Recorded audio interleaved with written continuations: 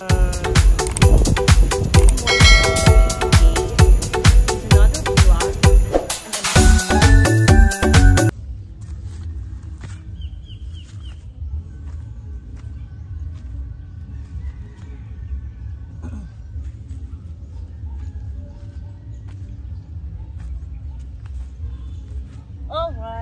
welcome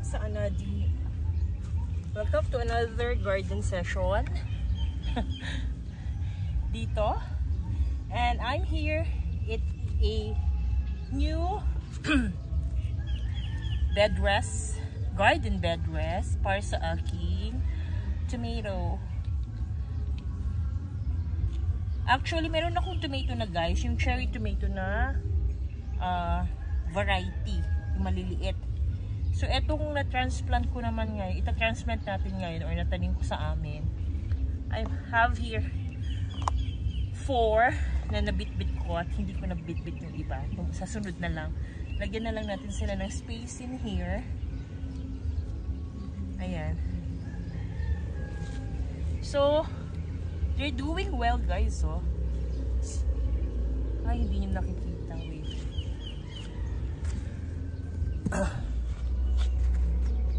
So, since nakita nyo na rin naman yung mukha ko, might as well, yun na lang ginagawa ko ang papakita ko sa inyo, okay? So, nakikita nyo na yung newly transplanted kong ibang variety ng ano yan? Kamatis. So, these are bigger in size. Yung madalas nating bilhin sa palengke. So, ito yung napatubo ko sa bahay. And so, I'm planned to like dikit-dikit siya kasi maglalagay ako ng pool here and here, and then maglalagay na lang ako ng string, and then I'll just be tying up na lang yung mga kamatis. Hindi naman necessary talagang meron naman silang distance, so it's practical pa rin. So, we're gonna place it the other tomato. Ayan guys, so talagang yung iba kasi nagkaroon ng root, alam niyo yung parang yung sa root niya nagmipis. Okay, na-bend ko siya konti, sorry naman. So baka hindi siya baka maano siya, so bawiin natin guys. Kasi ang kamatis naman pwede siyang mag-survive na cutting lang, diba? So what I'm doing right now,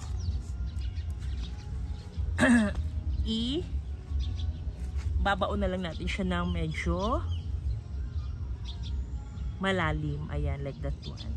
So, para yung kasi gusto nila yan eh. Babaon natin hanggang dun sa may root. Yung iba nga binibend pa nila yung kamatis nila. Okay, so let's go to the next. Lagay lang ako marker here. Next. So hindi na naman tayo even. Okay, let's do this. These are actually 2 tomatoes inside the cup. Paghihiwalayin pa ba natin to? Baka naman pwede. Okay. Baka naman silang okay. Wag na. Hindi, pero usually kasi cases kasi guys, pag dalawa sila talaga sa isang ayan, very careful. Ihihiwalay ko na lang. Kasi yung dati, ginawa ko na rin yan. Nangyari, namatay din yung isa habang lumalaki sila. Kasi they're competing for nutrients. So what we'll do here na lang is, ibabaon na lang natin siya. Hanggang dun sa pinakataas-taas. Kasi marami pa yan siyang parang spikes, diba guys? So, yun siya, magkaka-roots kasi yon. So better na lang baon natin siya ng malalim. Yan.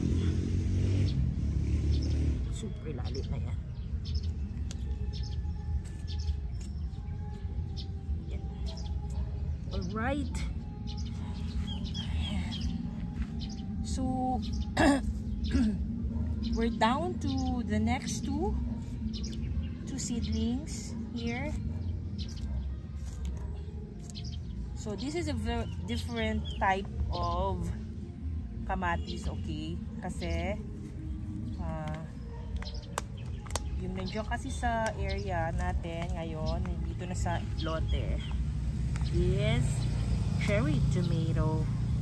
And this one here are bigger tomato ito. Okay.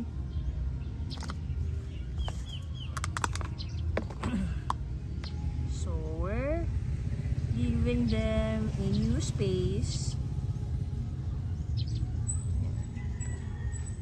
para they can grow more and masaya na silang magparami ng kanilang mga ugat. So, kailangan na silang ilipat. And then here, there's another two here. Dalawa din sila. Ang gaganda pa naman nila, guys. So, hindi ko na lang sila tatanggalin kasi baka mamatay sila. So, nag-try lang tayo dun sa dalawa kanina. Kasi maliit yung isa eh. Ito kasi malalaki. Para mag-equal naman lahat. Ayan. So, practically we're done.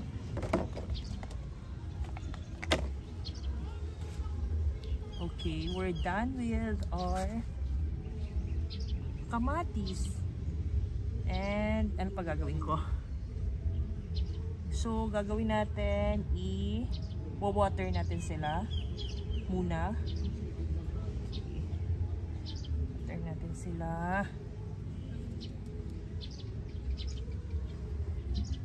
Mag-wash lang ako ng hands, guys.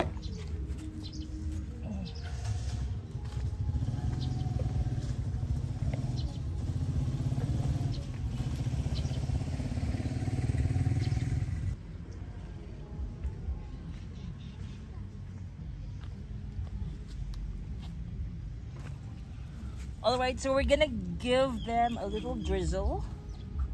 So directly sa soil, guys, dapat. Kasi para ma-absorb agad ng roots yung tubig. Baka dehydrated na siya. Okay, these.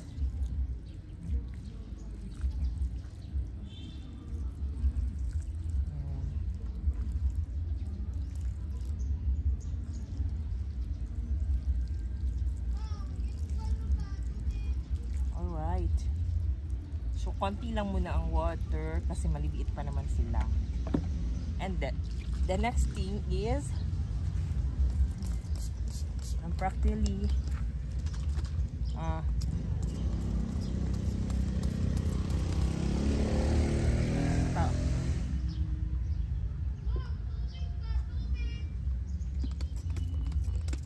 so, I'm spraying the leaves with an organic pesticide para hindi sila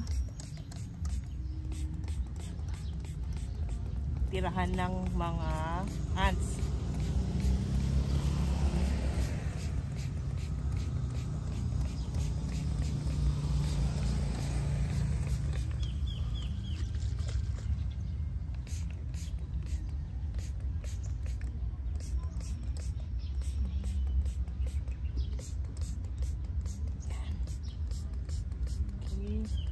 Maganda kasi weather ngayon eh. Hindi masyadong mainit, hindi masyadong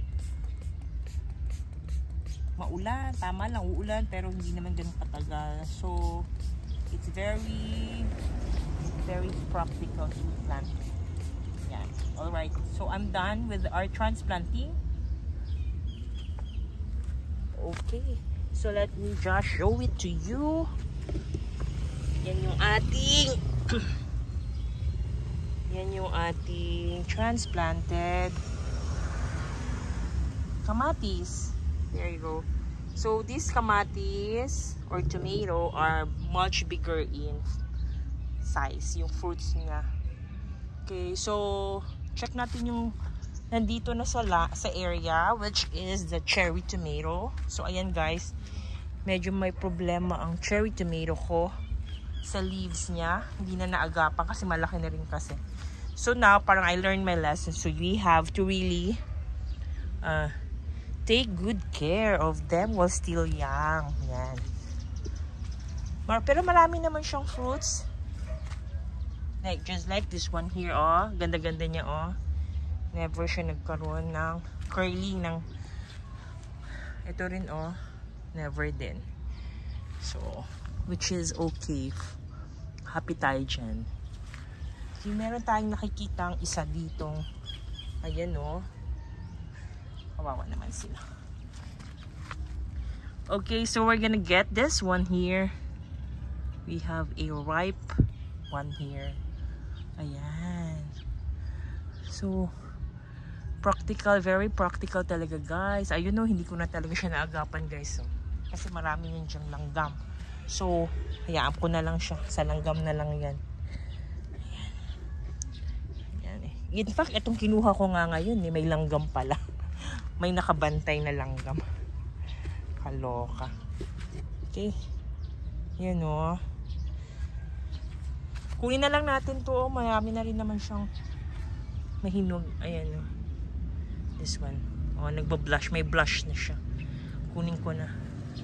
Ayan, guys. So, meron na tayong 2 in here na kamatis.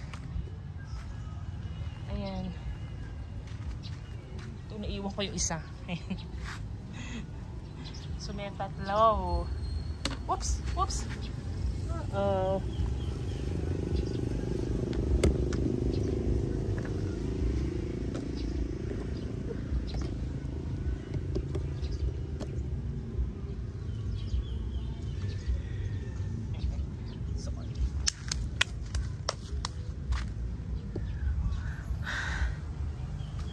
Alright, so yan na muna for now, guys.